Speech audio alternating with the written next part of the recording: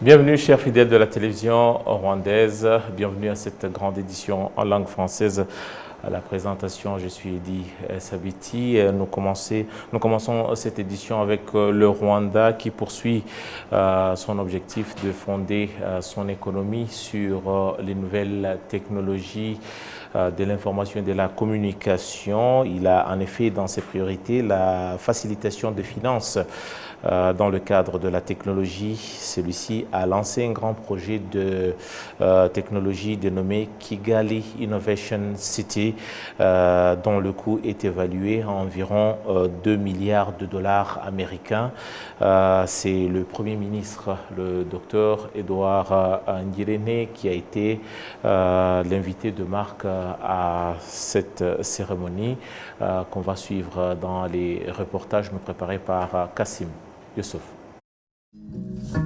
Le projet Kigali Innovation City sera implanté dans la zone industrielle de Kigali à Masoro, en district de Gasabo, et comprend des bâtiments des universités internationales opérant au Rwanda, des centres spécialisés dans le domaine de la technologie, des immeubles commerciaux et autres. Ce projet comprend également un grand centre avec des départements dédiés à l'intelligence artificielle et du cybersécurité. Le directeur général de l'agence rwandaise de développement RDB, Francis Gatare, indique que ce projet revêt également une grande importance dans le domaine de l'investissement. Le premier intérêt est l'octroi d'emplois aux gens, notamment dans la construction. Nous avons commencé dans l'aménagement de terrain, dans la construction des routes et d'autres infrastructures. Il y a du travail qui sera accordé aux gens qui vont y travailler de manière permanente, et il y a aussi des opportunités pour ceux qui vont y démarrer leurs affaires. Nous prévoyons que cette place va octroyer au moins 50 000 emplois permanents parce que différentes choses y seront opérationnelles. Segundo, notre pays dispose d'une vision de l'économie fondée sur les connaissances et la pratiquer non seulement à l'intérieur, mais aussi à l'extérieur, un peu partout dans le monde. Et c'est pourquoi nous voyons que cette place va générer des opportunités, des biens en service vendus à l'extérieur fondés sur les connaissances, c'est-à-dire des services informatiques. Tout cela a un impact sur l'économie, sur le bien-être social et un impact sur notre pays. Les attentes placées dans ces infrastructures concernent la création d'emplois et l'accroissement de l'économie fondée sur la technologie notamment. Ces infrastructures vont faire du Rwanda un endroit sûr pour la technologie de pointe. Certains investisseurs ont indiqué qu'ils apprécient leur collaboration avec le gouvernement rwandais dans cette activité combien innovatrice. We are very proud to be partner with the government of Rwanda in this truly transformative project. Nous sommes honorés d'être en partenariat avec le gouvernement du Rwanda dans ce véritable projet transformateur et nous sommes convaincus d'avoir tous les deux l'opportunité et la responsabilité de stimuler une croissance et une productivité inclusive par l'intermédiaire des efforts déployés dans la création des innovations pour des Africains qui sont impatients de voir de changements et mettre en place des activités commerciales fondées sur la technologie est l'un des facteurs qui permettent une croissance économique rapide. Il est essentiel pour des entreprises qui pratiquent un investissement en provenance de l'extérieur du pays de collaborer avec des pays ayant des objectifs évidents et c'est ainsi que le Rwanda se présente et cela nous saute aux yeux à travers ce projet. C'est évident que le Rwanda sait très bien ce dont il a besoin et cela nous rassure. Segundo, c'est qu'il y a beaucoup de pays africains qui désirent mettre en place des villes de technologie pareilles, mais sans être mis en exécution. Mais si le Rwanda se fixe un objectif et qu'il l'atteint, c'est l'un des facteurs que nous tenons en considération lorsque nous souhaitons investir dans des pays, et c'est cela la particularité du Rwanda. Il ne fait pas seulement de discours à propos des objectifs à atteindre, mais il les met en œuvre. Nous sommes donc impliqués dans ce projet parce que nous sommes convaincus qu'il sera très utile, notamment dans la création d'emplois, dans la contribution au produit intérieur brut et dans la création des innovations. Nous, en tant qu'investisseurs, nous accordons beaucoup d'importance à cela.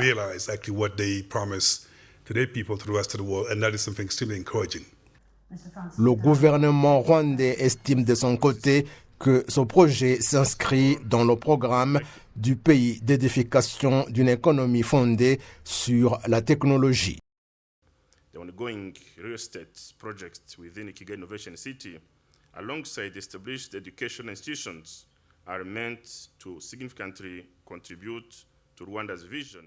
Les attentes placées dans les infrastructures de construction, tout comme les écoles qui sont dans ce projet, sont de donner des résultats dans la vision que le Rwanda s'est fixée pour avoir un avenir fondé sur la technologie. Nous sommes donc en train de mettre en place une fondation pour un avenir meilleur, tout en envisageant que chaque Africain puisse bénéficier de ces infrastructures de technologie et des solutions existantes. Kigali Innovation City est plus qu'une infrastructure réellement visible, mais c'est plutôt un ensemble des activités visant la création des innovations, l'attirance des talents et des investissements de partout dans le monde.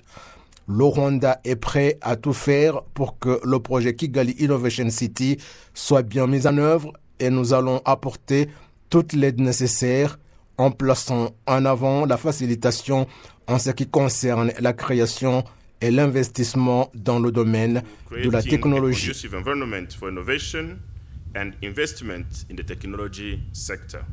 Le projet Kigali Innovation City sera installé sur une superficie de 61 hectares et évalué à environ 2 milliards de dollars américains.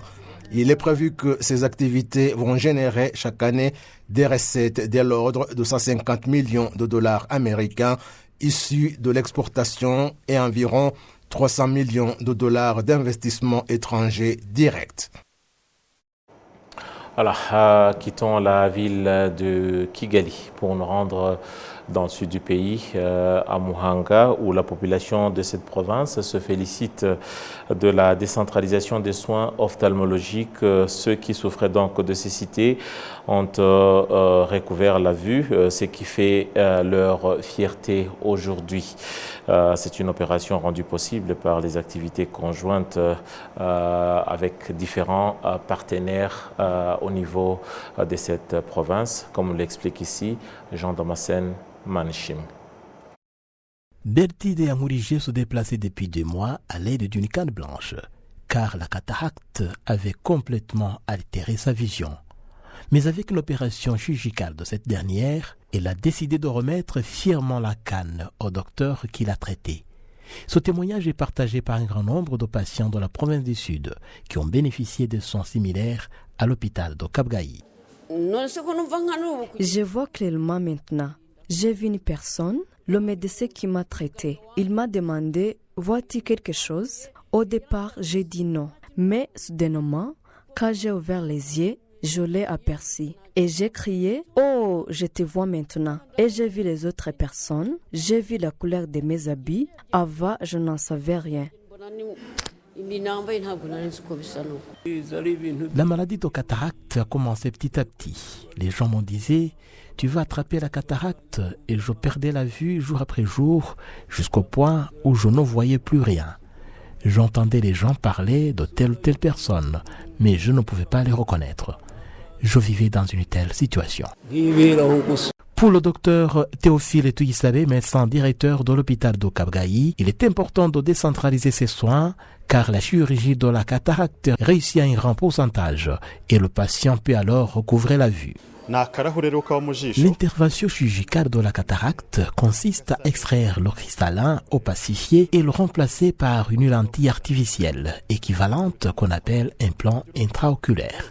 Ainsi, le patient recouvre la vue jusqu'à la fin de sa vie, puisque cette lentille ne vieillit pas. Même si tu la recevais âgée seulement des mois, tu pourrais vieillir avec ça sans aucune altération. La décentralisation des soins auprès des patients nécessitant des traitements particuliers est désormais une habitude au Rwanda dans le cadre des opérations conjointes des forces de police et de défense. Cette politique s'inscrit dans une large vision du Rwanda de doter le pays des infrastructures médicales modernes afin de faire du Rwanda un carrefour des services médicaux dans la sous-région, une ambition que le pays compte réaliser en collaboration avec plusieurs partenaires dans le secteur de la santé. C'est le cas de Miss Belgique 2024, Kenza Johanna, qui s'est engagée à collaborer avec le Rwanda dans le traitement de la cataracte. Point de départ de son initiative, l'hôpital de Kabgayi au sud du Rwanda, où elle a accordé une attention particulière aux bébés souffrant de cataracte. Une action humanitaire qui, selon Miss Johanna, nécessite le concours de tout un chacun. Merci donc à Jean-Damascène Manishimwe pour ce reportage. Justement, à ce propos, on l'a suivi dans ce reportage. Nous accueillons Miss Johanna Kenza Amelot. Elle est Miss Belgique 2024. Elle nous fait l'honneur d'être avec nous dans ce studio. Bienvenue dans le studio. Bonjour, merci beaucoup. Voilà, toujours un plaisir. Alors, on vient de le suivre dans ce reportage. C'est déjà une cause noble pour laquelle vous militez aujourd'hui. Déjà, est-ce qu'on peut comprendre et surtout savoir pourquoi et comment est-ce que déjà l'initiative est née? Pour moi, en fait, quand je suis devenue Miss Belgique, je savais que je voulais faire quelque chose pour le pays de ma maman aussi. Pour moi, le Rwanda, c'est mon deuxième pays. J'étais là tous mes grandes vacances. J'ai vécu à Gikondo avec mes grands-parents. Alors, quand je suis élue Miss Belgique, je savais que je voulais faire une différence. Mais tu as tellement de choix. Et j'ai commencé à penser, je commençais à parler avec beaucoup de gens et on m'a dit qu'il existait une organisation, Light for the World, et que ça aidait des enfants. Et je savais que je voulais aider des enfants, mais pour moi, la vision, c'est le futur pour les enfants. Parce que si un enfant ne voit pas, il a des difficultés à l'école, il aura des difficultés à l'université, il aura des difficultés au travail. Et je trouve que pour moi, c'est très très important d'aider des bébés, parce que comme le reportage a dit, même des personnes âgées peuvent attraper la cataracte, mais si un bébé est né avec la cataracte et on attend trop longtemps pour faire l'opération, le bébé va être aveugle. Alors nous, on va essayer d'aider des 1000 bébés ou même plus. J'espère qu'on va aider beaucoup de bébés. Ouais. J'espère qu'en 2030, on peut faire 10 000 bébés. Et comme ça, pour moi, ça le donne un grand pas en avant pour avoir un très bon futur et c'est très important pour moi. Voilà, donc comme on dit, la vue c'est la vie et la vie c'est très important. Donc pour que la vue soit la vie et que la vie soit la vue, que ça commence et que ça passe par les enfants. Déjà le choix de Light for the World, c'est vrai qu'ils ne sont pas les seuls partenaires ou la seule organisation qui puisse travailler dans ce domaine. Pourquoi le choix de ce partenariat? Parce que Light for the World, c'est une des plus grandes associations et je sais que tout l'argent qui est versé sur le compte de Light for the World ou sur mon compte personnel pour Light for the World, ça va aller totalement aux enfants. Ils ont aussi un hôpital à Gikondo. Ça fait plus que de 20 ans qu'ils font du travail au Rwanda. Et pour moi, le plus important, en fait, c'est pas que c'est un docteur blanc qui vient faire des opérations et qu'on attend jusqu'à il part et que c'est fini. Non, ils éduquent les docteurs ici. Comme ça, pendant beaucoup d'années, ils peuvent faire les opérations eux-mêmes. Et c'est ça qui est très important. Oui, l'hôpital existe, mais l'hôpital doit grandir. Et il y a beaucoup d'innovations dans les machines et comme ça, on peut les éduquer. Et c'est ça que Light for the World fait très très bien. Ils sont très forts à éduquer des docteurs et faire une bonne infrastructure pour l'hôpital, eux-mêmes bien faire leur travail. Et pour moi, en fait, Light for the World, c'est une association qui est magnifique pour le Rwanda et aussi pour les autres pays en Afrique. Voilà, ça c'est très important. C'est vrai que vous travaillez et surtout vous militez pour une cause noble aujourd'hui, mais tout de même, vous profitez également de l'image que vous avez sur la scène internationale. Vous êtes Miss Belgique 2024. Est-ce qu'on peut revenir déjà sur le chemin qui vous a conduit, qui vous a mené à la couronne de Miss Belgique 2024? Oui, en fait, depuis mes 17 ans, je fais le mannequinat et j'aime beaucoup faire le mannequinat, mais je n'avais pas l'impression que je faisais une différence avec être mannequin. Et quand je regardais avec ma maman la finale de Miss Belgique, je me dis un jour je vais le faire. Et j'ai eu la chance de m'inscrire à 21 ans et tout s'est bien se passé, mais il y a beaucoup des interviews avec des jurys. Et là, on te demande c'est quoi ta cause, pourquoi tu veux devenir Miss Belgique. Et je pense que ma réponse était très très forte, je voulais aider les enfants.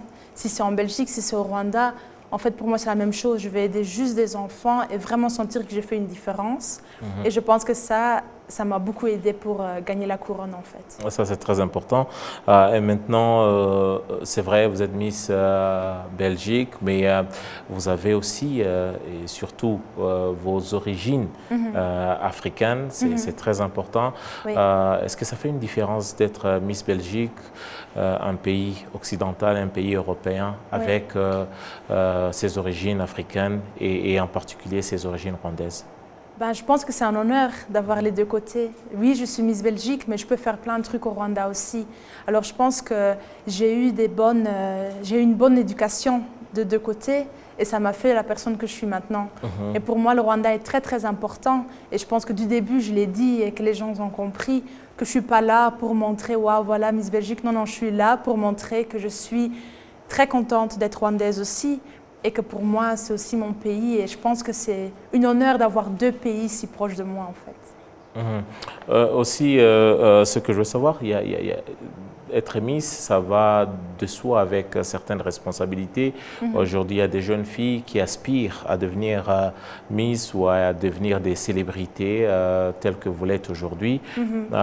Est-ce que le poids de cette couronne, ça pèse, j'allais dire, sur vos épaules? C'est vrai qu'une couronne, ça se porte sur la tête, mais c'est un poids que vous portez avec vous au jour le jour? Non, honnêtement non. Parce que je pense que j'ai été élue à un bon âge où je savais très bien mes limites. Je sais très bien qu'est-ce que je veux dans la vie et je sais qu'est-ce que je ne veux pas faire. Et je pense que c'est important de protéger les jeunes filles dans ce monde maintenant.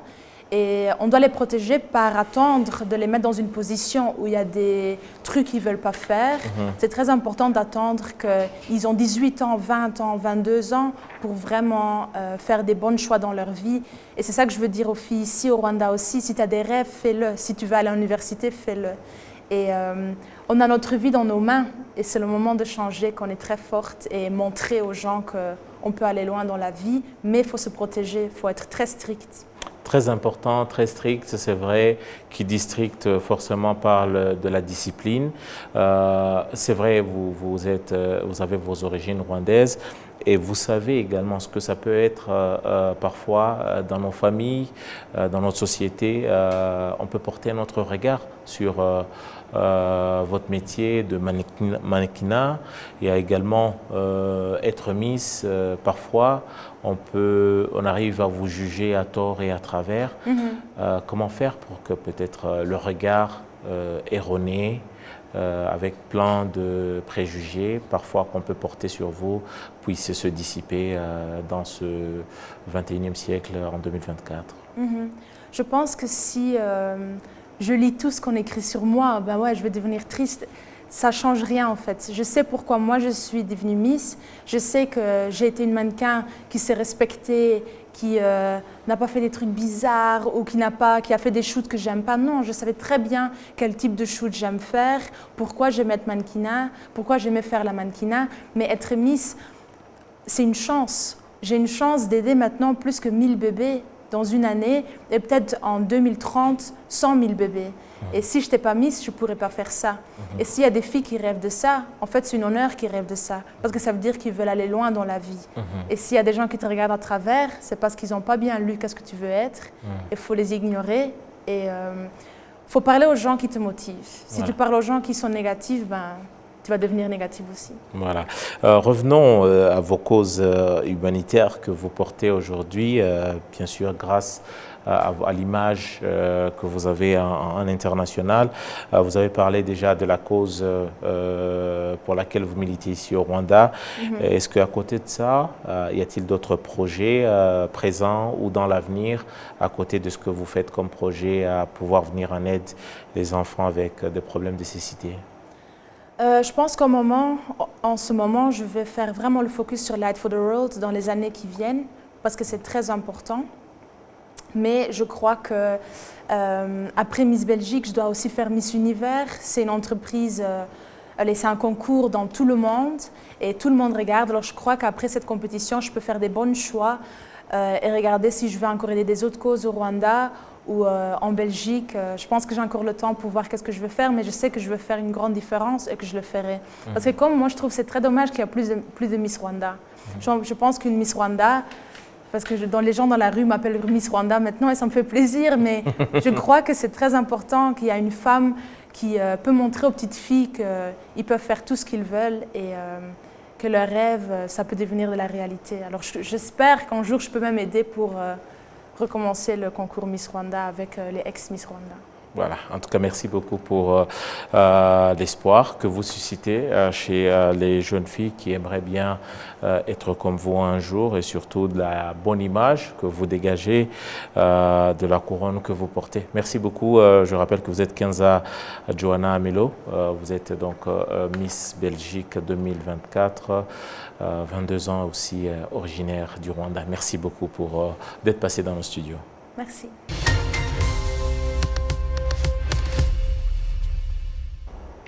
Alors, place à présent à l'actualité avec le tour du web et nous avons le plaisir d'accueillir notre consoeur Amandine Ndikumasabo. Bonjour Amandine. Edith Sabiti, bonjour. Quoi de neuf sur le web?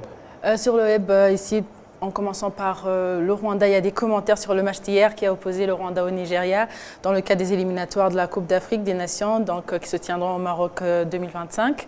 Je pense que tu as suivi toi aussi. Oui, avec beaucoup d'intérêt. Oui.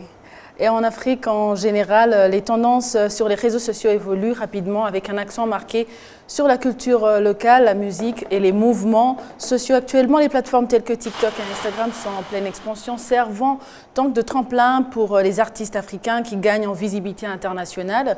Les défis viraux aussi et les danses sont très populaires, notamment ceux provenant de pays comme le Nigeria et le Ghana. Sabiti, c'est quel défi sur TikTok qui t'intéresse le plus ? Pas trop fan du TikTok, mais bon. La danse, par exemple? La danse, oui, ça va. C'est un truc que j'admire. OK. On continue donc. Récemment, en Afrique, il est observé que donc, des événements tels que la mobilisation en ligne pour les réformes politiques ou bien des réponses aux crises humanitaires montrent comment les réseaux sociaux deviennent des outils puissants pour la mobilisation et l'activisme sur le continent africain. Ailleurs, pour parler des États-Unis d'Amérique, donc s'est tenu hier le débat Trump-Harris, hier 10 septembre, un débat qui offre une plateforme essentielle pour comparer directement les visions et les politiques des deux candidats au présidentiel, donc qui se tiendront en novembre. Aujourd'hui, Kamala Harris et Donald Trump ont d'abord participé donc dans la journée de façon séparée à des cérémonies honorant la mémoire des victimes et des attentats du 11 septembre. Sur le débat d'hier, il y a une polémique selon laquelle le débat a été truqué, donc c'est toujours une polémique autour de ça. Voilà. Un gagnant ou quelqu'un qui en est sorti Toujours, on ne peut pas prendre parti puisque tout le monde essaie de se défendre parce qu'il était question vraiment de défendre les causes. Et ça a été déclaré ce mercredi par Donald Trump sur la presse américaine. Donald Trump, Kamala Harris, c'est en tout cas le choc à suivre en novembre prochain pour ce qui est de présidentiel aux États-Unis d'Amérique. Merci beaucoup Amandine pour ce tour du web. C'est donc par ce tour du web que nous mettons un point final à notre édition. Merci à toutes et à tous de nous avoir suivis. Merci à toutes les équipes au niveau de la régie pour donc nous avoir permis de vous attendre chez vous. En mon nom propre, je vous dis grand merci. J'aurai tout le plaisir de vous retrouver très prochainement pour une nouvelle édition.